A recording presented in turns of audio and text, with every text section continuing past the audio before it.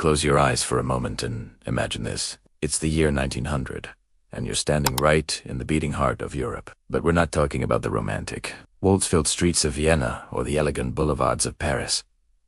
No, we're somewhere completely different. We're in Berlin. And Berlin at the turn of the 20th century isn't just a city, it's an absolute monster. The youngest, loudest, most aggressively ambitious metropolis on the entire continent. If you stop and listen carefully, you won't hear gentle music. You'll hear a roar, the thunderous sound of a city that's decided to devour the future whole. Picture yourself there right now. The ground beneath your feet literally vibrates from pile drivers hammering into the sandy Brandenburg soil. Steel wheels screech against steel rails every few seconds. There's this constant, relentless hum of machinery and movement and human ambition all compressed into one overwhelming symphony. This is the era of Kaiser Wilhelm II, a man absolutely obsessed with military uniforms and grand parades, and his capital city reflects every ounce of that vanity. But underneath all that pomp and ceremony, something far more extraordinary is happening. Berlin is transforming itself into what people are starting to call Electropolis. The city of electricity. Whilst other European cities are still fiddling about with dim gas lamps, Berlin is absolutely blazing with light. Two massive corporations, Siemens and AEG, aren't just businesses operating here. They're bloody empires. Within the empire, they're wiring the entire city with this intricate nervous system made of copper cables and glass insulators. When night falls, Friedrichstrasse doesn't go dark. Like streets in other cities, it transforms into this glowing canyon of artificial brilliance, lit up with arc lamps and the buzzing neon of early advertising displays. They've literally turned night into a restless extension of day itself. Now, come with me to Potsdamer Platz. In the early 1900s, this is hands down the busiest intersection in all of Europe. It's pure, beautiful chaos, a dangerous ballet of progress and disaster waiting to happen. There are no traffic lights yet. Those won't arrive until the 1920s. So right now, it's an absolute free. Horse-drawn cabs clip-clop alongside these new, terrifying automobiles that belch black smoke and rattle your bones as they pass. Double-decker electric streetcars weave through the crowds, bells clanging frantically like they're screaming, "Get out the way!" at everyone. This is where you can genuinely feel what Berliners call the tempo, a word that becomes absolutely synonymous with the city. Everything here is faster, harder, more urgent than anywhere else on Earth.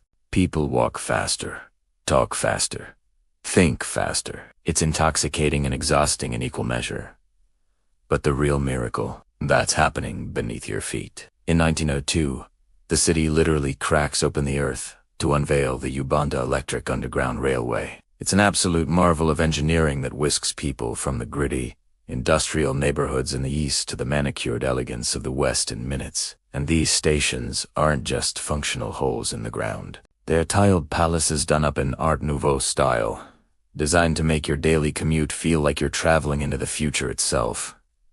Here's the thing, though. Berlin is very much a city of two completely different faces. If you take that train westward to the Kerfurstendam, you see the Berlin that desperately wants to be seen by the world. This is where the nouveau rich live, the industrial barons and bankers who've made fortunes from Germany's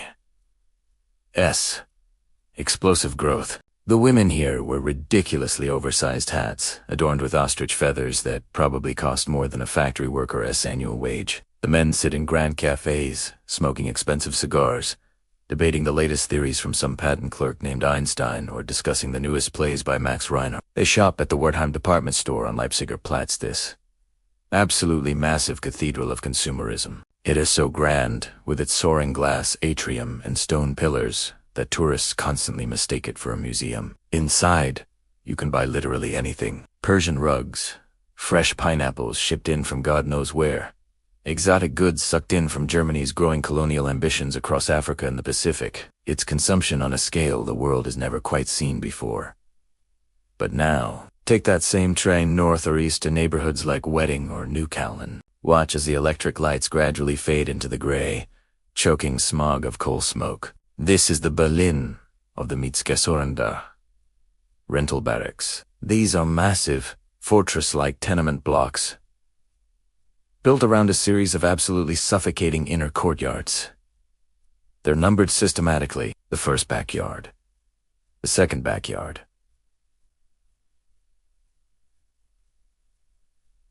the third. The further back you go into these dark courtyards, the dimmer the light gets and the poorer the people become.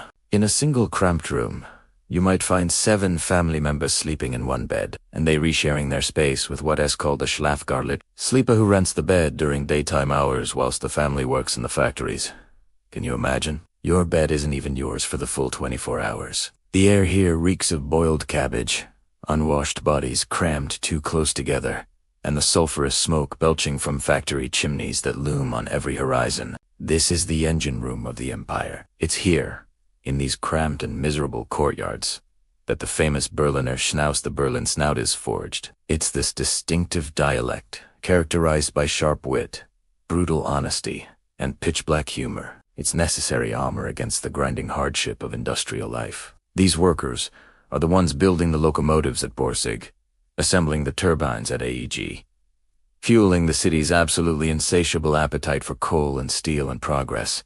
Communication in the city moves at a frenetic pace. Long before smartphones, Berlin had something called the Robusta pneumatic tube system. By the early 1900s, there are hundreds of kilometers of tubes running underneath the streets. You could write a letter in the morning, stick it in a red capsule, and shoot it through compressed air pipes to arrive across the city within an hour. It was basically the text messaging of the Edwardian, age-perfect symbol of a city that had absolutely no patience for delay. Culturally, Berlin is on the verge of a nervous breakdown in the best possible way. The street. Conservative morals of the Prussian court are violently clashing with this rebellious underground that is bubbling up from below. Whilst the Kaiser gives pompous speeches about discipline and traditional values, the first cabarets are opening their doors in basement rooms across the city. Cinema is being born here.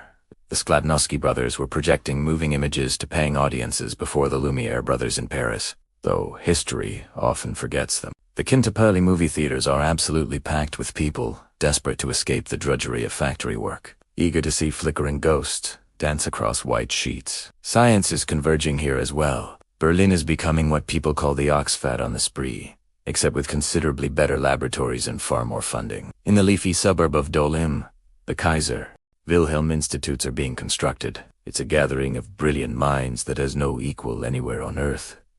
Max Planck, Fritz Haber, Walther Nernst's men are literally unlocking the fundamental secrets of atoms and atmospheres. They're fueled by this unshakable belief that German science will cure all of humanity's ills. Even as military planners and offices nearby are quietly looking for ways to weaponize that same science for the wars they already planning. Hovering over all of this is the Anhalter Bahnhofte, gateway to the south. It's one of the largest train stations in the entire world, a brick cathedral dedicated to transit and movement. From here, the great express trains depart for Rome, Vienna, Athens, and beyond. If you stand in its vast main hall, surrounded by the hiss of steam engines and the shouting of porters hauling luggage, you get this distinct, overwhelming feeling that Berlin genuinely is the center of the world. It's a city that feels permanent, invincible, destined for eternal greatness. Nobody in those bustling crowds of 1900 or 1910 can possibly see what's coming.